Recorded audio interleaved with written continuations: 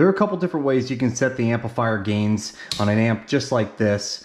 Among those, an oscilloscope you probably heard of or read up on. A simple multimeter, I wouldn't recommend that. The good old ear test, if you want to listen for distortion, turn up the gains, listen to that distortion and be ringing for the rest of the day. Wouldn't recommend that either. Or you can use this tool. This is the Steve Mead Designs DD-1 or SMD DD-1. It's the easiest tool I've used thus far to set the gains on amplifiers like this accurately. And I think for people like the avid DIYers who might be setting up multiple amplifier gains or frequently working with amps, or the audio shops who are doing this stuff on the daily, this SMD DD-1 is a no-brainer investment that I think you should keep in your garage if you're doing this on the daily or doing this frequently.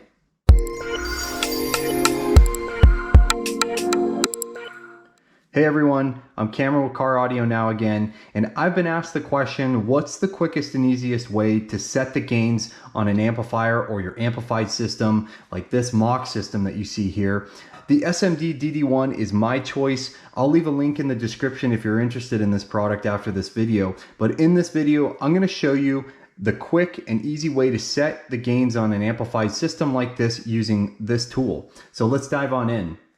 First off, let me show you or take you through my makeshift workbench today. I'm using a Sony head unit. That's this one right here. And this head unit is hooked up to this Sony XM8ES. This is an 8-channel Sony amplifier. I've got the amplifier hooked up to power, and of course the signal over here via RCA is also tied to the back of the preamp outputs on this head unit. Now, the recommendation from SMD is to perform this process well, they recommend to perform this process while the speakers aren't plugged into the amp. They also say that in particular, regulated power amplifiers could be impacted if you do have the speakers plugged in on a regulated power amp. On an unregulated power amp, they say that it might not. But in any case, I recommend unplugging everything, even if it's in your car.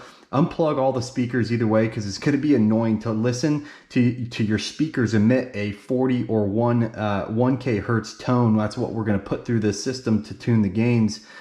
During this process, it's going to be loud and noisy if you had your speakers. So that's what I'm replicating here. Nothing's plugged into this amplifier apart from input and power.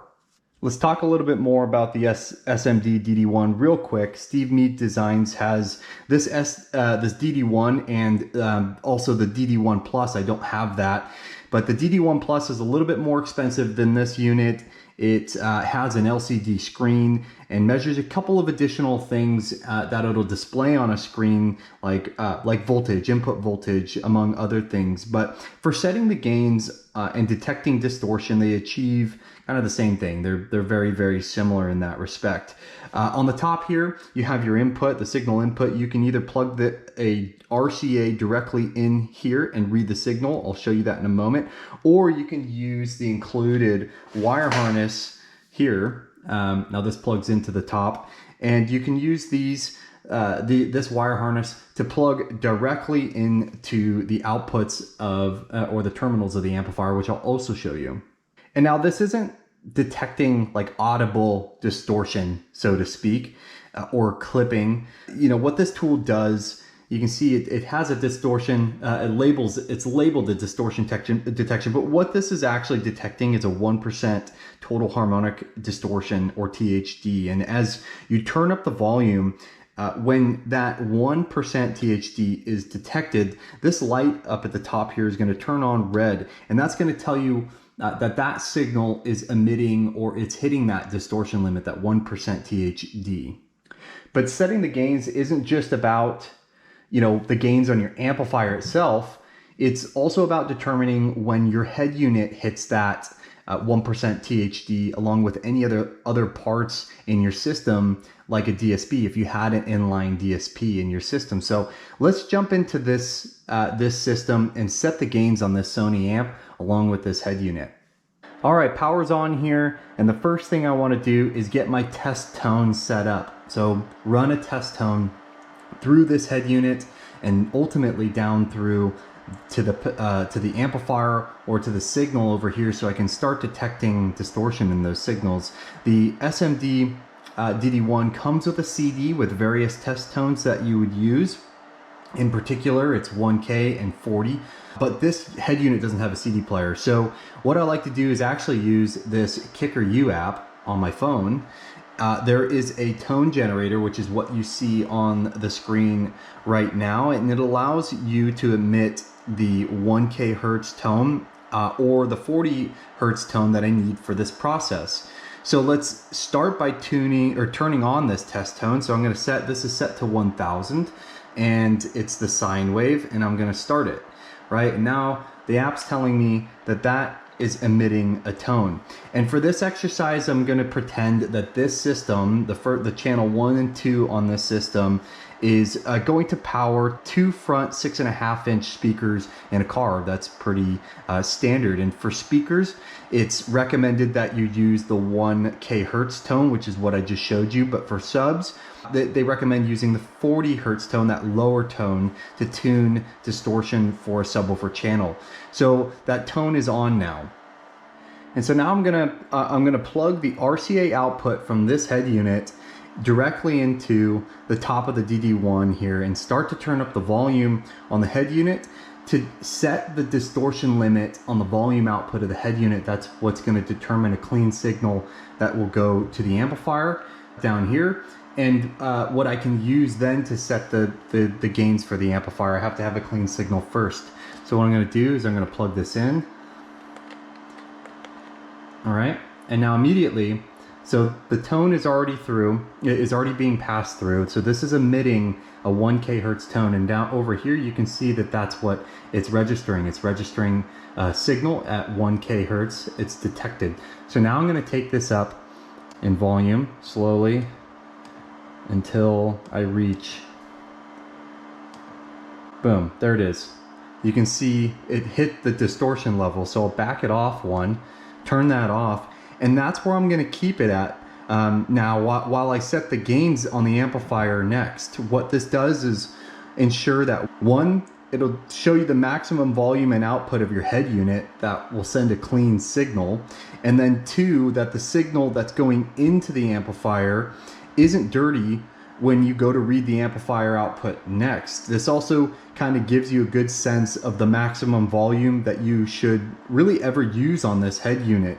Exceeding the volume that you just set on the SMD, the volume that you just set to determine distortion, by exceeding that, you're going to really ultimately put your speakers in danger, your system in danger, because you're going to start to pass a distorted signal, and that can do some damage. So make a mental note of the volume number that you just entered, or in this case what I entered was 43, right? But that's going to be different on every head unit.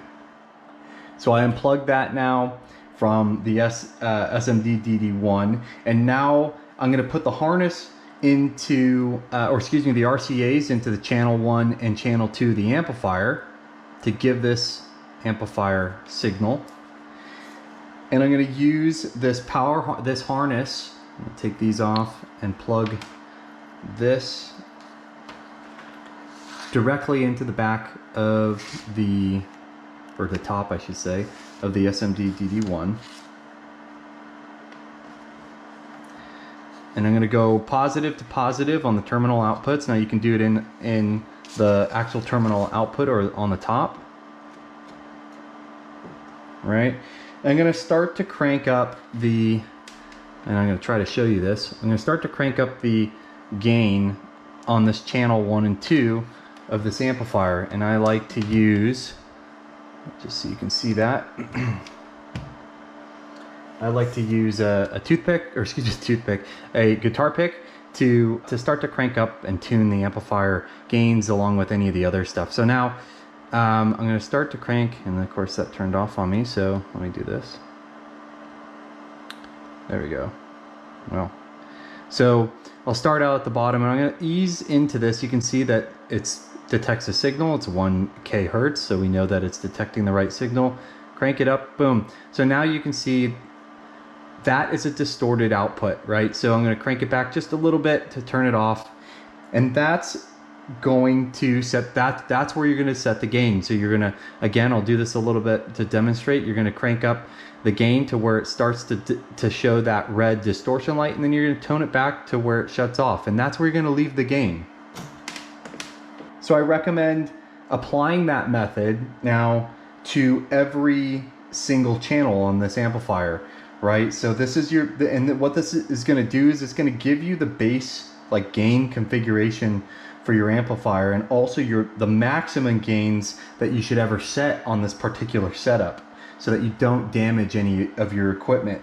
So, and the next thing that you'll do, or I recommend doing here, is to take and find or purchase, if you don't already have one, what's called an RCA mic setup, and leverage a combination of these gains and your equalizer either on the head unit or in an inline DSP to round out that, your sound curve. Now this is just fine tuning your system. You don't necessarily need to, but this will help to give them a well-rounded sound to your vehicle. And you can do that by using your gains in combination with your equalizer. But that's probably for another video. That's all that I have for you today. If you're setting your amplifier gains across multiple amplifiers, if you're a DIYer, an avid DIYer, an audio enthusiast, or a shop owner, or work at a shop, this DD-1 is probably the quickest and easiest way to go about setting those gains, and it's accurate. Downside is it's a little bit expensive, but if you're doing several amplifiers or you're a shop owner, this is a no-brainer to me.